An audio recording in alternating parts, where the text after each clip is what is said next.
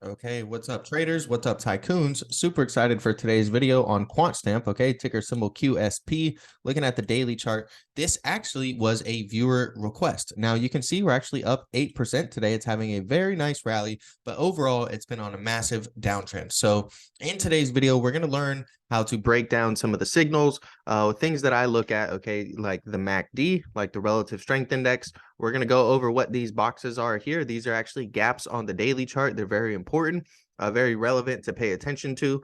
So all I need you to do is smash the like button, subscribe to the channel if you're new.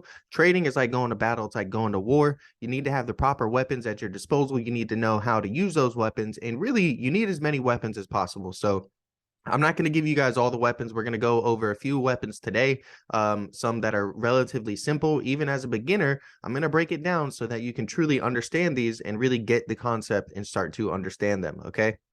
So the first thing that we're looking at that is part of the reason why, Quantstamp is having a nice little bounce today is we have what's known as bullish divergence, okay? So go ahead and look here how clearly this token is in a downtrend, right? And the bullish divergence is actually going to be down here on our relative strength index, which measures the relative strength of a token at its given price. So if the price of this token is going down, right, and decreasing and dropping, the strength of the token should be dropping along with it. But that's not the case. In this case, we get what's known as a bullish divergence where we have a low, right? So we have a low here.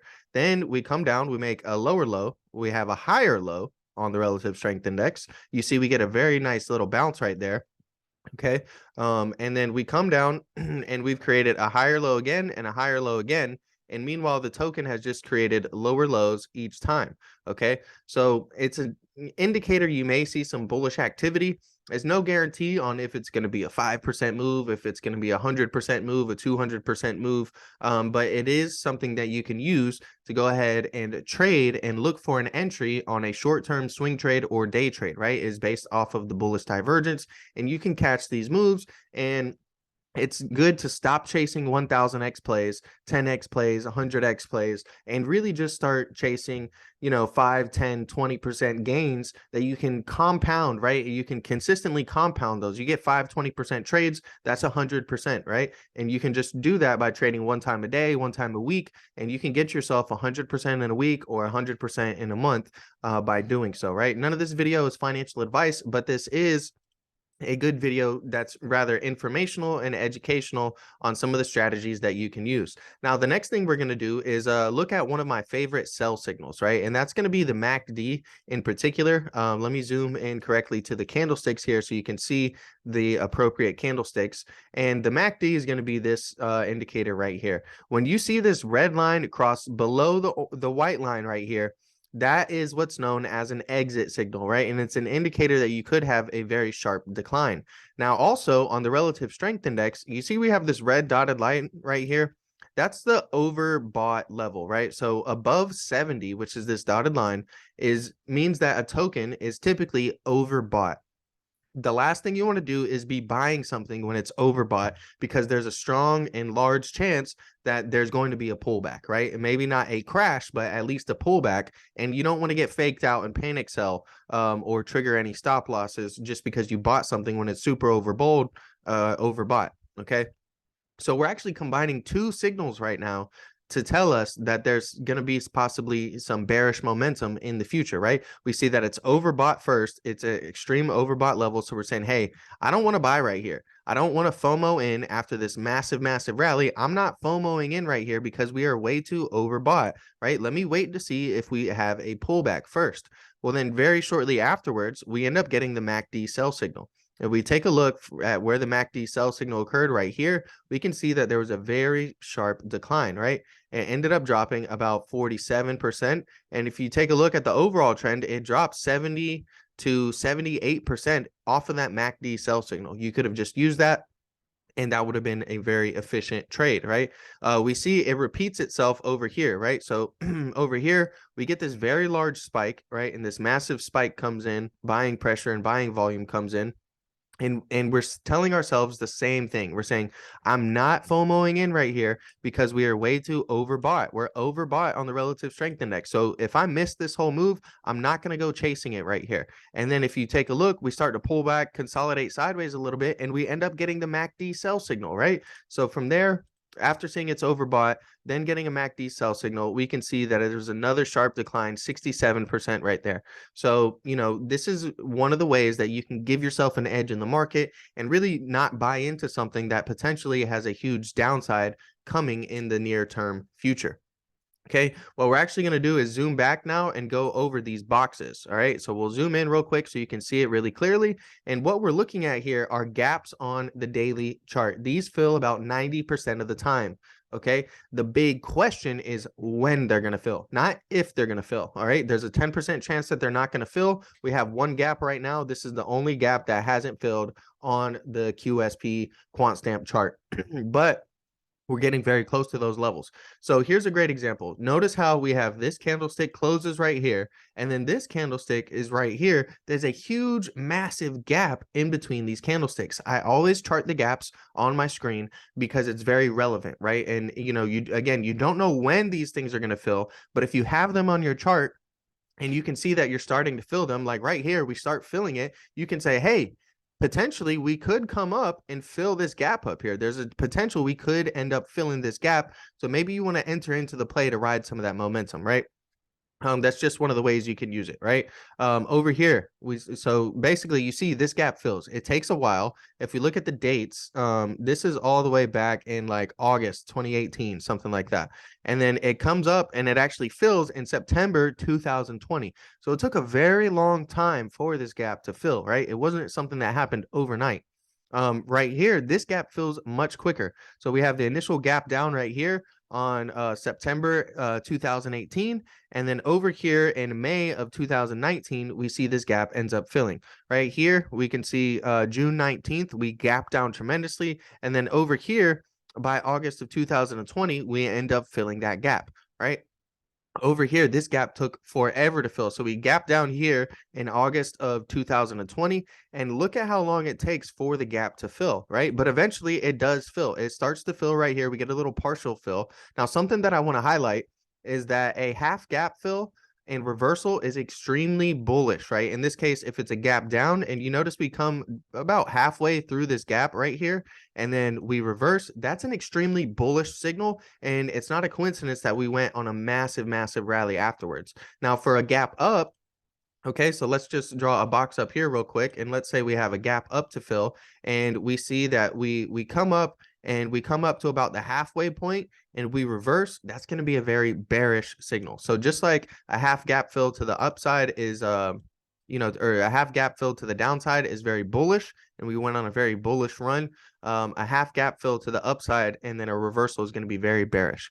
But look, we ended up filling this gap in June of 2022, right? So this gap took like 2 years to fill. It took a very, very long time. Now, what I want to, highlight is that we have not filled this gap down to about 0.00683. Now, we may not fill this gap. Again, there's a 10% chance that these gaps will never fill, but, there's a 90% chance that these gaps will fill. So, it's going to, the top of the gap is at 0.00927. If we zoom over back to where we're currently at, we're not very far from it, right? We are about 2 cents away really from starting to fill this gap. So we need to be really, really cautious.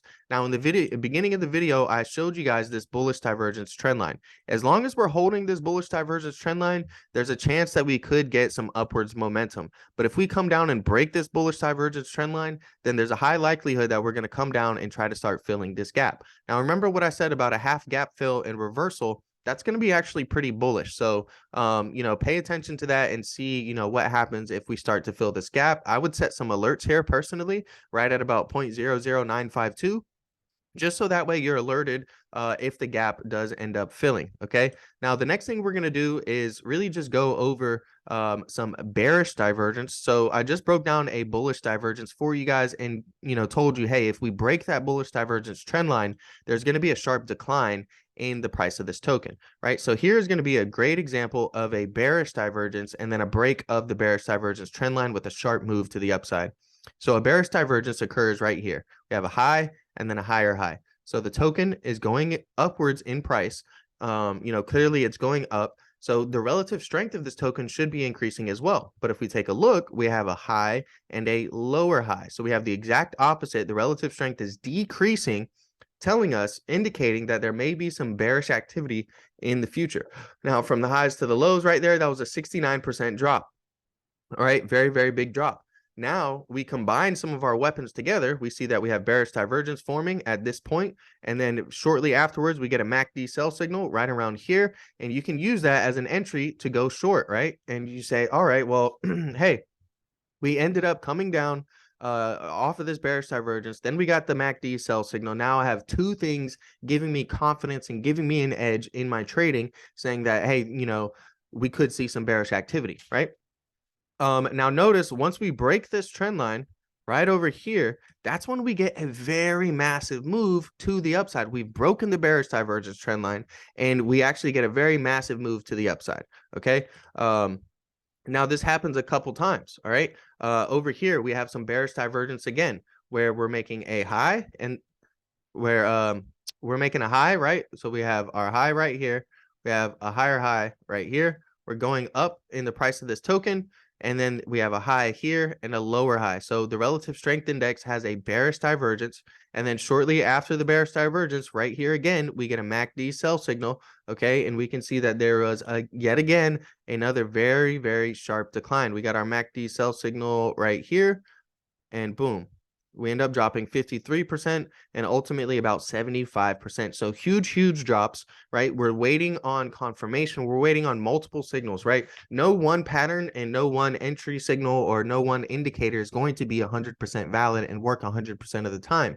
But when you can start to combine multiple things aligning together, you get 2, 3, 4 things aligning together, indicating some of the possible future momentum.